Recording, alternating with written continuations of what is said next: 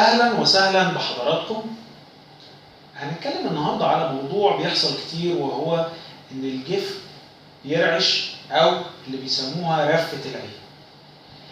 الموضوع دوت بيحصل ممكن من ضمن أسبابه إن يكون في عيب من عيوب الإبصار مخليانا نجهد العين شوية، أو إن يكون في التهابات في الجفون عاملة إجهاد جامد لعضلات العين برضو.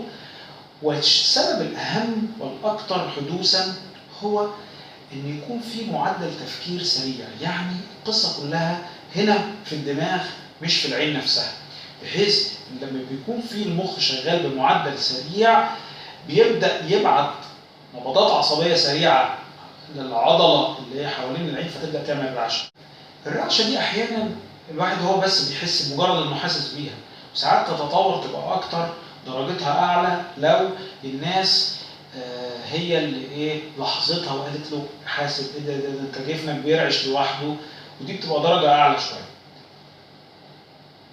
اهم حاجه في الموضوع وهو الاكثر حدوثا ان احنا ان احنا نطمن على العين وعلى حالتها الصحيه، وعلى ان مفيش عيوب انكسار عامله اجهاد على العين، ثم بعد كده نبدأ نتطور إلى الموضوع الأساسي، لأن المشكلة كلها في الدماغ مش في العين.